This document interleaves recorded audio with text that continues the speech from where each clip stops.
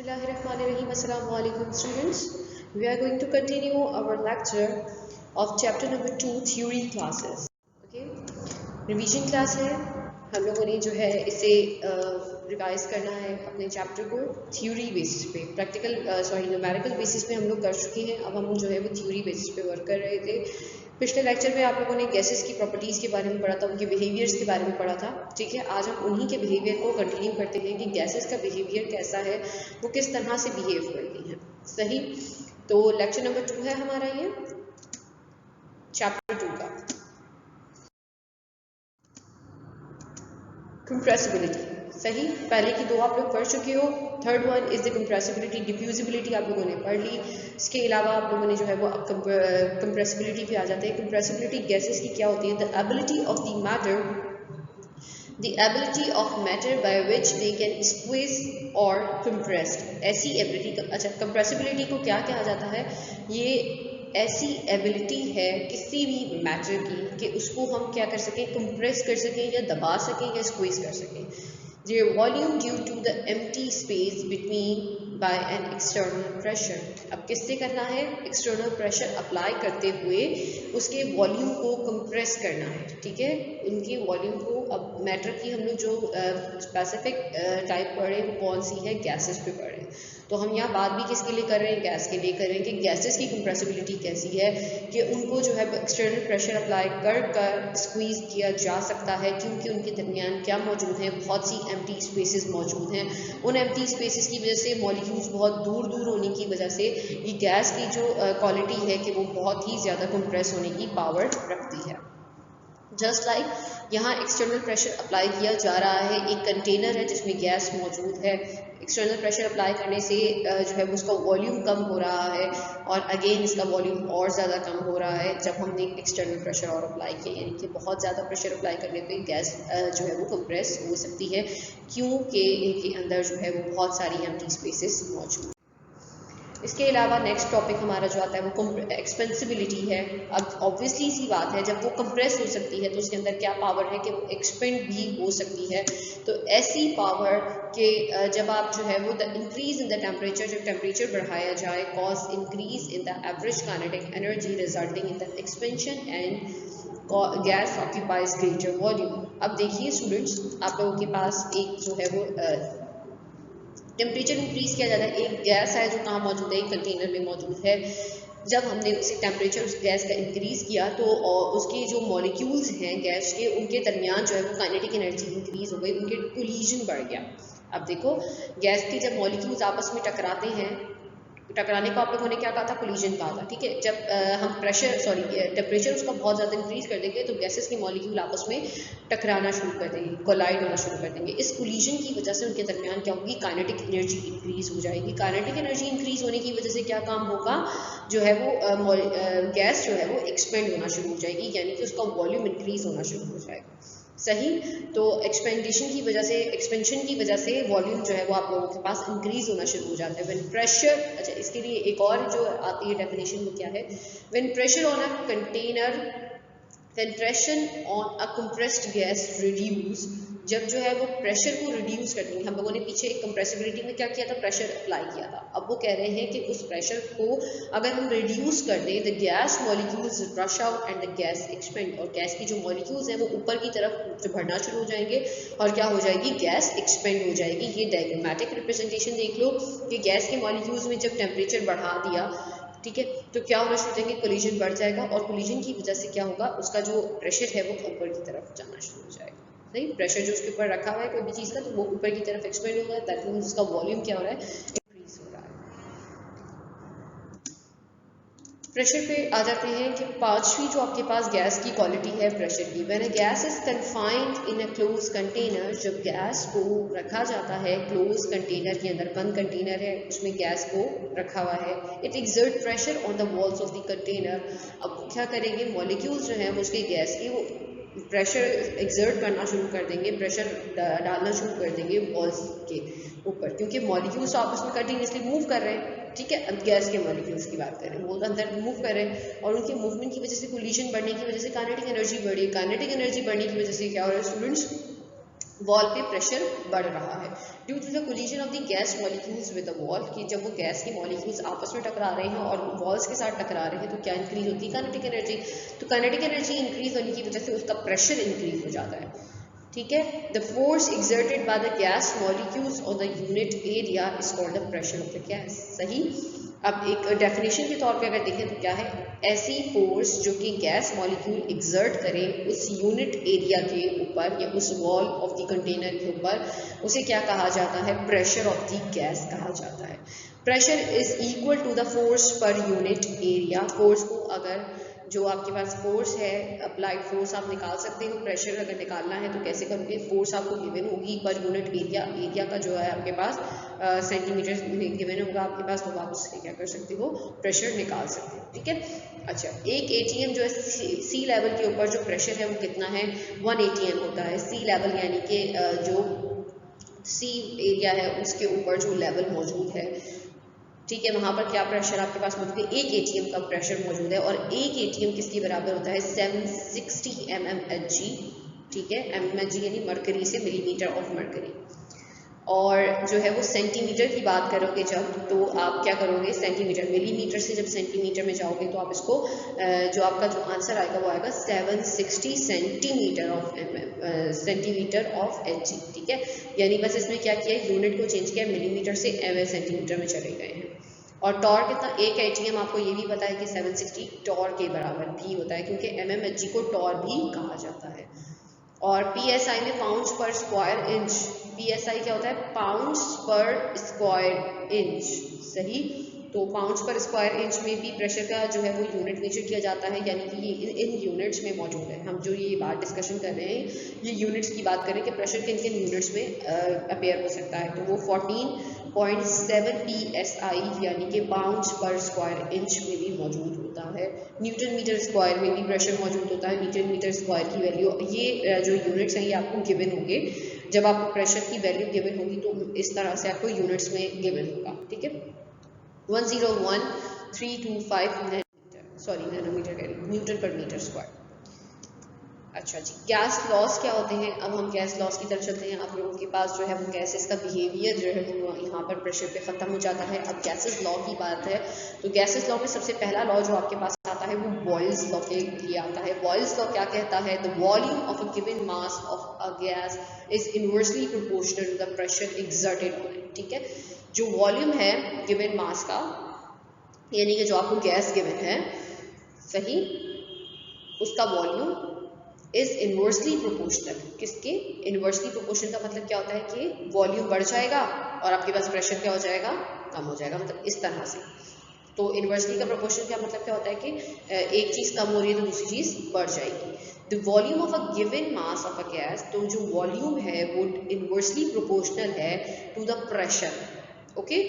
Volume किसके inversely proportional है, pressure के, यानी कि जब हम एक प्रेशर बढ़ाते हैं तो क्या चीज़ कम हो जाएगी, वॉल्यूम कम हो जाएगा। ऑब्वियसली सी बात है, पीछे आप लोग पढ़ चुके हो जब आप लोगों ने कंटेनर के ऊपर प्रेशर को इंक्रीज किया था, दबाव ज़्यादा डाला था, तो क्या चीज़ कम हो रही थी, उसका वॉल्यूम कम हो रहा था, सही।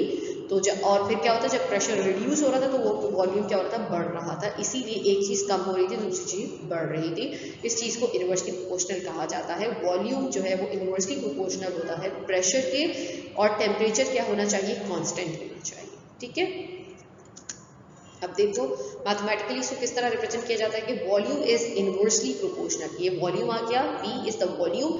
इनवर्सली का साइन ऐसे लगता है कि 1/, समथिंग, ठीक है। ये आपके पास जो है इनवर्सली का साइन इस तरह, अगर डायरेक्टली प्रोपोर्शनल होता तो हम क्या करते, 1 नहीं लगाते, और अगर इनवर्सली की बात करते हैं तो हम इसके साथ क्या लगाते थे, इस साइन के साथ, जो प्रोपोर्शनैलिटी का साइन है इसके साथ 1 लगा देते हैं, तो आपके पास क्या बच जाता है कि inversely proportional. Volume is inversely proportional to the pressure, सही। और अब क्या किया है इन्होंने, प्रोपोर्शनैलिटी को साइन को, ये जो आपके पास अल्फा का साइन नजर आ रहा है ये प्रोपोर्शनैलिटी का साइन है, इसे रिमूव कर कर इसकी जगह क्या ऐड कर दिया है, इक्वल टू का साइन लगा दिया और के लगा दिया, ठीक है। इस प्रोपोर्शनैलिटी कांस्टेंट को रिमूव कर कर इसकी जगह इक्वल टू का साइन और के लग जाता है। अब देखो के आपने इसी तरफ रखा, सही, और पी को कहाँ लेकर चले गए, v के पास। जो चीज़ डिवाइड में होती है वो कहाँ चली जाती है, इक्वल टू के बाद मल्टीप्लिकेशन में चली जाती है। तो P V is equal to K, hence for initial state T1 V1, initial state क्या होती है आपके पास 1, सही है, अभी अभी नॉर्मल कंडीशन में इनिशियली स्टार्ट है, और एक होती है फाइनल स्टेट।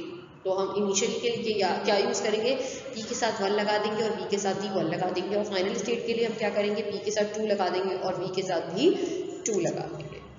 तो कंपेयर करेंगे दोनों इक्वेशंस को, के एक तरफ भी K है दूसरी तरफ भी K है, तो दोनों K की वैल्यूज को एक साथ जब कंपेयर कर कर लिख सकते हैं, 1 और 2 इक्वेशन को कंपेयर कर कर लिखोगे तो K is equal to K है, सही। ऊपर वाला ये हो गया K, दोनों K है, तो हमने दोनों K को एक साथ कर दिया कि K बराबर होता है दूसरे K के, ठीक है। तो P1 V1 is equal to P2 V2, सही। तो ये आपके पास जो है वो बॉयल्स लॉ हो गया।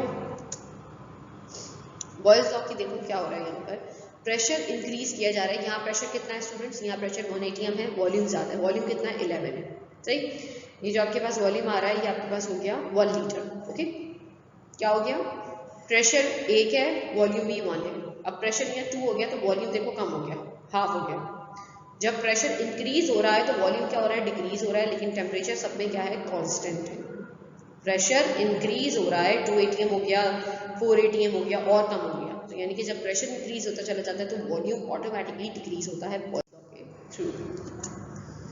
चार्ल्स लॉ क्या कहता है, चार्ल्स लॉ है the volume of a given mass of a gas, अब वॉल्यूम जो है वो किसके डायरेक्टली प्रोपोर्शनल है, टेम्परेचर के, ठीक है। यहाँ पर जो वॉल्यूम होगा वो डायरेक्टली प्रोपोर्शनल होगा किसके, टेम्परेचर के, यानी कि टेम्परेचर इंक्रीज करेंगे तो वॉल्यूम भी इंक्रीज हो जाएगा। डायरेक्टली और इन्वर्सली का पीछे हम डिस्कस कर चुके हैं। डायरेक्टली का मतलब क्या होगा, दोनों चीज़ें एक ही साथ बढ़ेंगी, सही है।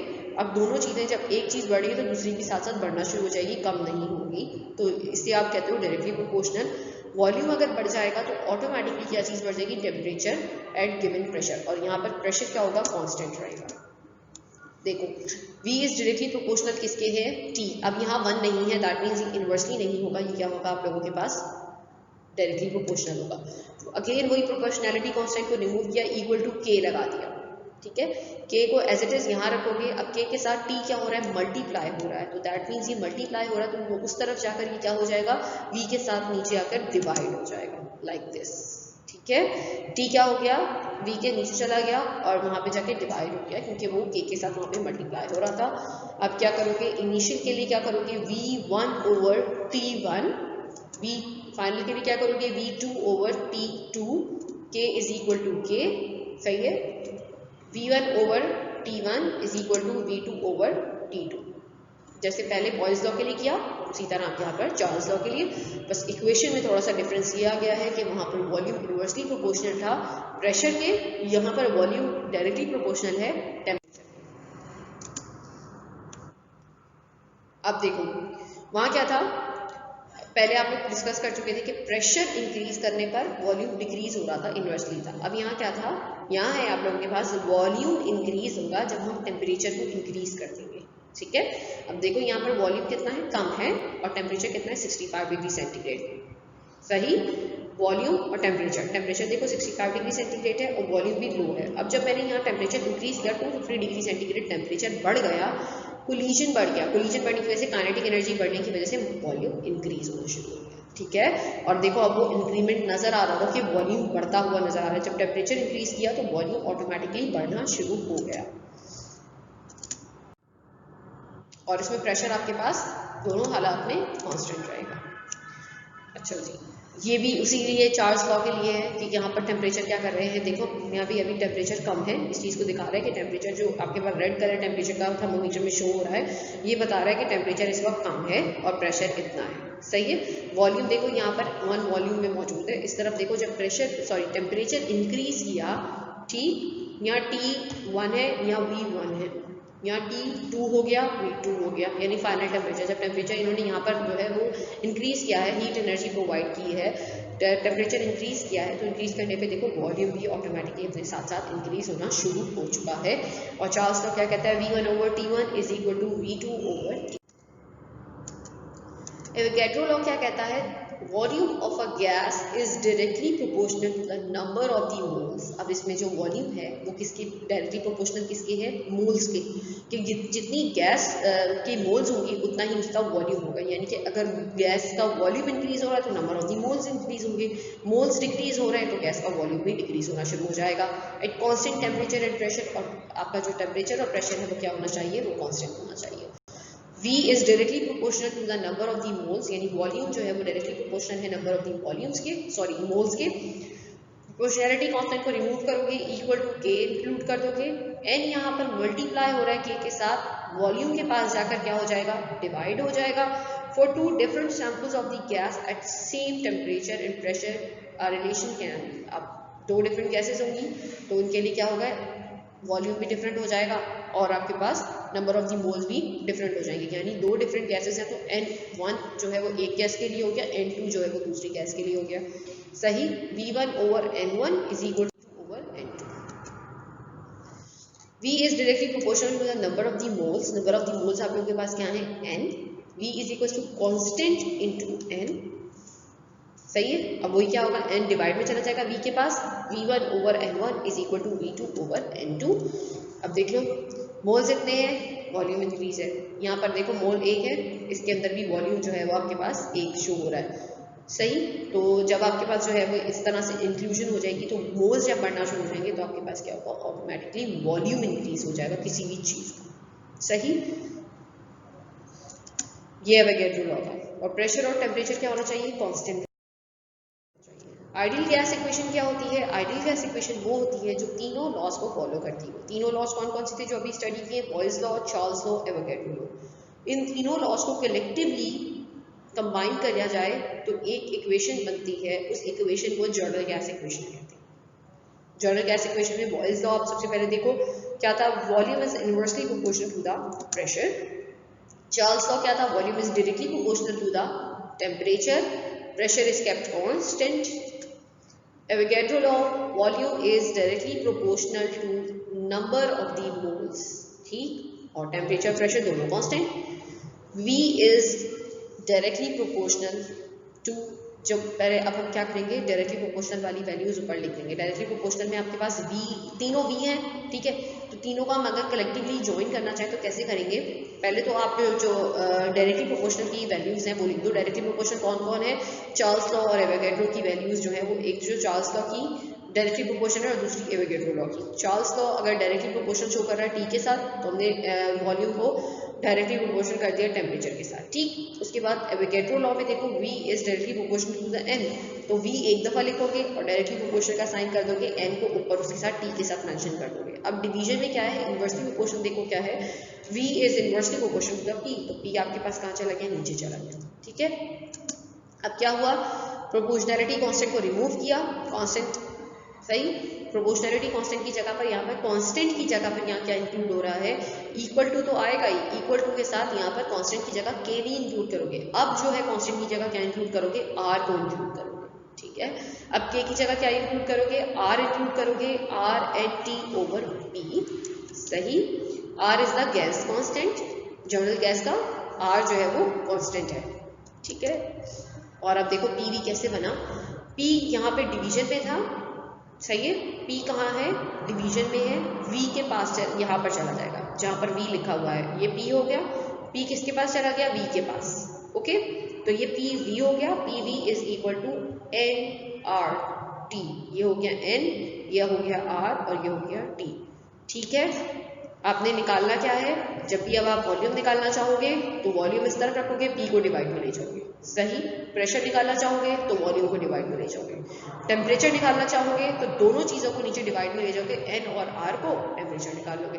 तो इस तरह डिफरेंट चीज़ों को आगे पीछे कर करके आप जो है वो एक चीज़ निकाल सकते हो, एक जो है वो एलिमेंट निकाल सकते हो इसमें से। तो ये हो गई ideal gas equation. Ideal gas equation आप लोगों के पास क्या है, जो तीनों लॉज को ओबे करती हो, बॉयल्स लॉ को, चार्ल्स लॉ को और एवोगाड्रो लॉ को, ठीक है। तो वो आपके पास जो है वो आइडियल। अच्छा, here R is constant of proportionality called the general gas constant. इसमें जो R आप लोगों के पास आया था वो क्या था स्टूडेंट्स, वो आप लोगों के पास था जर्नल गैस कांस्टेंट। अब हम निकाल रहे हैं 1 मोल के लिए, कितने, 1 मोल के लिए अगर हम निकालेंगे तो P1 is equal to RT। जैसे n अगर 1 हो गया तो r को आप किससे मल्टीप्लाई कर दोगे, t से मल्टीप्लाई कर दोगे। आप लोगों के पास क्या हो जाएगा, t की वैल्यू को अगर हम, जैसे n की वैल्यू है आपके पास 1 है, n RT, n को मल्टीप्लाई, n 1 रखा, 1 को मल्टीप्लाई कर दोगे r से t से, तो आंसर क्या हो जाएगा, वही आएगा जो n वो रखोगे। तो इसलिए हमने यहाँ क्या किया, n को हटा के नीचे रखोगे। और अब क्या करोगे, PV over T is equal to R। नीचे क्या लिखा है, PV ओवर T, यानी कि ये जो T मल्टीप्लाई में ये नीचे चला गया डिवाइड में, इज इक्वल टू R आ गया, सही। अब P1 V1, यानी कि अब आप इनिशियली हर चीज़ के लिए निकाल रहे हो, ठीक है, फाइनल के लिए नहीं, अभी हम इनिशियल के लिए निकाल रहे हैं। तो इनिशियल के लिए हम हमेशा हर चीज़ के साथ क्या लगाएंगे, 1 लगा देंगे। P1 हो जाएगा, V1 हो जाएगा और T1 हो जाएगा, सिंपल, ठीक है। इनिशियल स्टेट के लिए क्या कर दोगे, सारी चीज़ों के साथ 1 लगा दोगे। फाइनल स्टेट के लिए क्या करोगे, P2 V2 और T2, R1 is equal to R2, सही। तो आप R1 की value P1 V1 over T1 is equal to P2 V2 over T2, ठीक है। It is another form of the general gas equation. और अगर कभी आपको ये उस सूरत में ये फॉर्मूला अप्लाई होगा कि जब आपके पास प्रेशर भी 2 गिवन हो, टेम्परेचर्स भी 2 गिवन हो, एक वॉल्यूम गिवन हो और आप दूसरा वॉल्यूम निकाल लोगे। समझ आ रही है मेरी बात आप लोगों को। ये उस सूरत में ये फॉर्मूला अप्लाई करोगे कि जब आपके पास 5 चीज़ें गिवन होगी, ठीक है, 1 2 3 4 5, 5 चीज़ें गिवन होगी और छठी चीज़ आप निकालो। समझ आ रही है। अब चाहे वो प्रेशर्स 2 गिवन हो या वॉल्यूम्स 2 गिवन हो या टेम्परेचर्स 2 गिवन हो, 5 चीज़ें कोई भी गिवन होगी, छठी चीज़ आप निकाल लोगे, सही। इस तरह से आप वॉल्यूम भी दो अगर वॉल्यूम गिवन है, 2 टेम्परेचर्स गिवन है, तो एक प्रेशर निकाल सकते, एक प्रेशर गिवन होगा तो दूसरा प्रेशर आप निकाल लोगे, सही। PV is equal to nRT उस सूरत में आप अप्लाई करोगे जब आपके पास एक ही ये तीनों चारों चीज़ें जो है वो आपके पास एक एक मौजूद होगी। ये उस सूरत में अप्लाई करोगे जब ये सारी चीज़ें आपके पास ट्वाइस में गिवन होगी। एक चीज़ आपके पास, चाहे वो वॉल्यूम हो, चाहे वो प्रेशर हो, चाहे वो टेम्परेचर हो, एक गिवन होगी, बाकी आप जो है उसमें से निकाल सकते हैं। R की वैल्यू किस तरह निकाल सकते हैं, value of R in joules inverse 1, K inverse या केल्विन इनवर्स और Newton metre mole inverse kelvin inverse, ठीक है। अच्छा, P क्या है आप लोगों के पास, R की वैल्यू निकालनी है तो किस तरह निकालोगे आप लोग, PV is equal to nRT, okay. PV over T कर दोगे, R आ जाएगा, PV ओवर T करोगे, R निकाल लोगे। ये वैल्यू खुद सॉल्व करके भी दिखना हो जाएगा। ये वैल्यू तमाम जो है वो आपके पास गिवन है। P की वैल्यू आपके पास 101300 मीटर स्क्वायर है, वॉल्यूम आपके पास 0.0224 मीटर स्क्वायर गिवन है, N की वैल्यू आपके पास 1 है, 1 मोल, T आपके पास जो है वो 273 केल्विन मौजूद है। R की वैल्यू रखोगे, R is equal to PV, सही। R की वैल्यू क्या है, PVN डिवाइडेड बाय T, सही। तो आप इस तरह से इजीली निकाल लोगे R की वैल्यू। R की वैल्यू आएगी आपके पास 8.2143। आइडियल गैसेस क्या होती हैं, ideal gas whose behavior can be predicted precisely on the basis of the kinetic molecular theory। Ideal gas वो होगी, पीछे आइडियल गैस निकाल चुके हो, थोड़ा सा उसके बारे में डिस्क्रिप्शन दे देते हैं। A gas whose behavior can be predicted, जिसका बिहेवियर जो है वो आप प्रेडिक्ट कर सकते हो on the basis of the kinetic molecular theory and ओबे all the gases law at all conditions of pressure and temperature. यानी कि वो किसको फॉलो करती हूँ, पहली बात वो तमाम गैसेस लॉ को फॉलो करती हूँ। गैसेस लॉ कौन कौन से थे, Charles law, Boyle's law, Avogadro law, उनको फॉलो करती हूँ हर कंडीशन पे, प्रेशर की कंडीशन पे और टेम्परेचर की कंडीशन पे, इन तमाम कंडीशन पे ये उसको फॉलो कर रही हूँ। और क्या है, काइनेटिक मॉलिक्यूलर थ्योरी की बेसिस पे भी उसको जो है वो फॉलो करती हूँ। They have mass and velocity but do not have volume. Ideal gases के पास मास है, वेलोसिटी है, यानी कि एक मास ऑक्यूपाई करते हैं, मूवमेंट में वेलोसिटी उनके पास होगी, लेकिन उनका कोई वॉल्यूम नहीं होगा। आइडियल गैसेस कौन कौन सी हैं, have masses and velocity but do not have volume. They undergo elastic collision, ये वो वाला कोलिजन फॉलो करती हैं जिसमें एनर्जी लॉस होती है, ठीक है। एनर्जी लॉस, क्योंकि आप लोगों ने पढ़ा था इलास्टिक कोलिजन और इनइलास्टिक कोलिजन, इसमें आप लोगों ने क्या चीज़ डिस्कस की थी। इनइलास्टिक कोलिजन आप लोगों के पास वो था कि जिसमें एनर्जी लॉस ना हो, सही, और इलास्टिक कोलिजन आप लोगों के पास क्या था कि जब जो है वॉल ऑफ द कंटेनर के साथ टकराएं या फिर आपस में टकराव करें तो क्या करें, एनर्जी लूज करें। तो ये जो आइडियल गैसेज होती हैं ये इलास्टिक कोलिजन करती हैं, यानी कि एनर्जी लूज करती हैं। Molecules do not attract each other and no space and occupies no space. इन मॉलिक्यूल्स के दरमियान कोई अट्रैक्शन नहीं होती, इनके गैस के मॉलिक्यूल्स आइडियल गैसेस के अंदर कोई अट्रैक्शन मौजूद नहीं होती, एंड ऑक्यूपाई नो स्पेस, और ना ही उनके दरमियान स्पेस मौजूद होती है। अच्छा, the main cause of deviation of the real gases from ideality. अब आइडियल गैसेस क्या होती हैं जो इन सारे लॉज को फॉलो करती हों, और रियल गैसेस क्या होती हैं जो इन लॉज को फॉलो ना करते हो। ठीक है, तो आपके पास रियल गैसेस ही हो गई। अब इन्होंने बोला है कि the main cause of deviation, कि क्यों डेविएट करती हैं of the real gases ideality से, यानी आइडियल गैसेस आइडियलिटी, यानी उस आइडियलिटी की बात यह है कि आइडियल गैसेस की जो होती है वो आइडियलिटी होती है। ठीक है, अब इन्होंने ये बात की कि क्या वजह है कि रियल गैसेस आइडियल गैसेस से डेविएट करती हैं, या उनके दरमियान सेपरेशन क्यों की गई, कि आइडियल गैस और रियल गैसेस को अलग अलग क्यों किया गया। Is the presence of the intermolecular forces like van der Waals forces between the gas molecules. अब जो आइडियल गैसेस होती हैं स्टूडेंट्स, उनके दरमियान इंटरमॉलिक्यूलर फोर्सेस मौजूद नहीं होती। सही, आइडियल गैसेस के दरमियान इंटरमॉलिक्यूलर फोर्सेस मौजूद नहीं होती, इंटरमॉलिक्यूलर फोर्सेस यानी कि उनके दरमियान अट्रैक्शन मौजूद नहीं होती।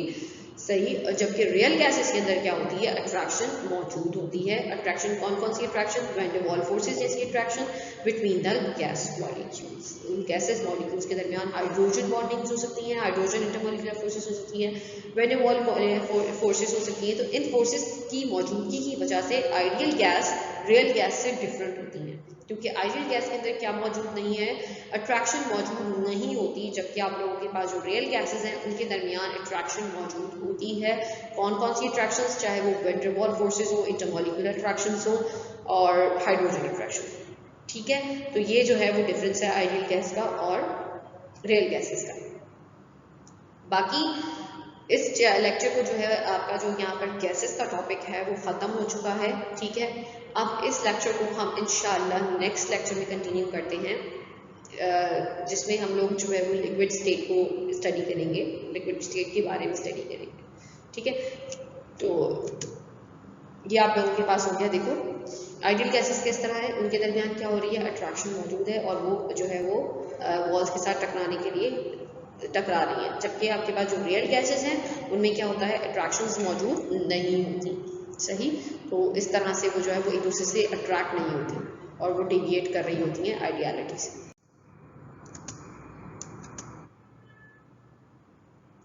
अच्छा जी, लिक्विफिकेशन आप लोग के पास क्या है, लिक्विफिकेशन एक ऐसा स्टेट है जिसमें आप लोग क्या करते हो, स्टेट चेंज हो जाती है गैसेस की। सही, गैसेस की स्टेट चेंज हो रही है तो उस मेथड को आप लिक्विफिकेशन कहते हो।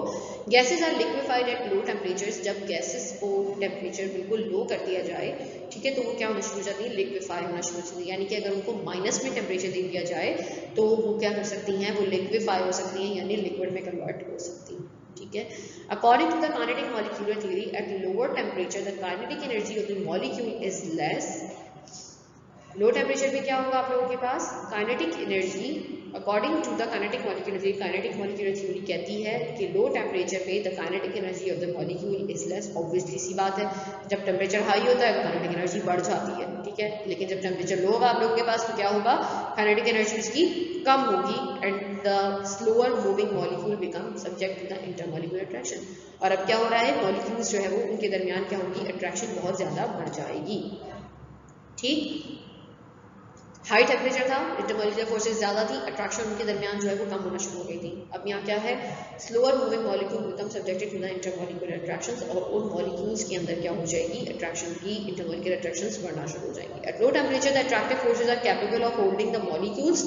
लो टेम्परेचर पे क्या होगा कि अट्रैक्टिव फोर्सेस क्या करती हैं, कैपेबल होती हैं होल्डिंग द मॉलिक्यूल, किसी भी मॉलिक्यूल को होल्ड करने पे, टू वन अनदर, और एक मॉलिक्यूल को दूसरे मॉलिक्यूल से होल्ड करने में हेल्प करती है। वही and the gas changes in liquid. और इसकी वजह से क्या होता है, जब वो एक दूसरे के दरमियान होल्डिंग पावर बढ़ जाती है, होल्डिंग पावर की वजह से वो गैस जो है वो अब क्या करेगी, लिक्विड स्टेट में कन्वर्ट हो जाएगी। क्योंकि जब गैस आप लोगों के पास क्या है स्टूडेंट्स, बहुत सारे स्पेस ऑक्यूपाई कर रही है, बहुत दूर दूर मौजूद है, ठीक है। अब जब वो दूर दूर मौजूद है तो उनके दरमियान अट्रैक्शन फोर्सेस कम है। लो टेम्परेचर करने पे उनके दरमियान जो है वो क्या होगी, अट्रैक्शन बढ़ना शुरू हो जाएगी, टेम्परेचर लो हो जाएगा तो उनके दरमियान क्या हो जाएगी, अट्रैक्शन बढ़ जाएगी। इस अट्रैक्शन बढ़ने की वजह से वो अब क्या करेंगे, एक मॉलिक्यूल जो है वो गैस का वो दूसरे मॉलिक्यूल के साथ ज्वाइंट होना शुरू हो जाएगा, ठीक है। जब वो ज्वाइंट होना शुरू हो जाएंगे तो फिर इनकी जो है वो मॉलिक्यूल्स की जो पोजीशन है या वो अट्रैक्शन पावर है वो जो है आप लोगों के पास कैसी, मतलब एक वो लिक्विड स्टेट में कन्वर्ट होना शुरू हो जाएगी, ठीक है।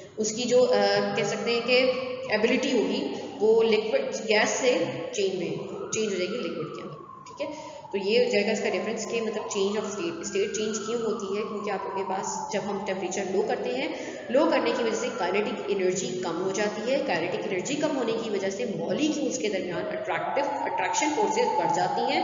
इन अट्रैक्शन फोर्सेस की वजह से मॉलिक्यूल जो है वो एक दूसरे को अट्रैक्ट कर रहे होते हैं, अब एक दूसरे के पास आ जाते हैं और इसकी वजह से इसकी स्टेट चेंज होना शुरू हो जाती है। पास आने की वजह से ऑब्वियसली जब वो एक दूसरे से क्लोजर हो गए तो वो स्टेट कौन सी होना शुरू हो जाएगी, वो लिक्विड स्टेट कन्वर्ट हो जाएगी। और बहुत ज़्यादा पास आ जाएंगे तो वो कौन सी स्टेट में कन्वर्ट हो जाएंगे, वो सॉलिड में हो जाएंगे। तो इसी तरह वो जब मॉलिक्यूल्स आपस में एक दूसरे से अट्रैक्ट होते हैं तो उनकी स्टेट जो है वो गैस से लिक्विड में कन्वर्ट होना शुरू हो जाती है, इसीलिए गैस लिक्विफाई हो जाती है लो टेम्परेचर के ऊपर। इस तरह से लिक्विफिकेशन देख लो किस तरह होती है। आप लोगों के पास जो है वो टेम्परेचर यहाँ तो हीट हो रही है, यहाँ वेपर्स मौजूद है, हीटिंग हो रही है। वेपर्स जो है वो क्या करेंगे, इस ट्यूब में कहाँ जा रहे हैं, एक ठंडी जगह पर जा रहे हैं जहाँ पर आप लोगों के पास क्या है, बर्फ आइस रखी हुई है। इस आइस के अंदर देखो वेपर्स किसमें कन्वर्ट हो रहे हैं आप लोगों के पास, यानी कि जो गैस है वो किसमें कन्वर्ट हो रही है, लिक्विड में। ठंडी जगह मिल रही है तो वो वेपर्स क्या हो रहे हैं, लिक्विड में कन्वर्ट होना शुरू हो गए हैं। तो वो जब उनको जो है वो लो टेम्परेचर मिलेगा तो वो इसमें अपना जो है वो इंक्रीमेंट करना शुरू कर देंगे, यानी कि जो है वो अपनी स्टेट चेंज कर देंगे, गैस से लिक्विड में चले जाएंगे। तो इस मेथड को क्या कहते हैं, लिक्विफिकेशन का मेथड कहते हैं। अच्छा जी, तो नेक्स्ट लेक्चर में इंशाल्लाह हम लोग लिक्विड स्टेट को स्टडी करेंगे, लिक्विड स्टेट के बिहेवियर्स को, इन चीज़ों को स्टडी करेंगे। और इस लेक्चर को बहुत अच्छे तरीके से समझें, इसकी जो है चीज़ों को आप पढ़ें और याद करें।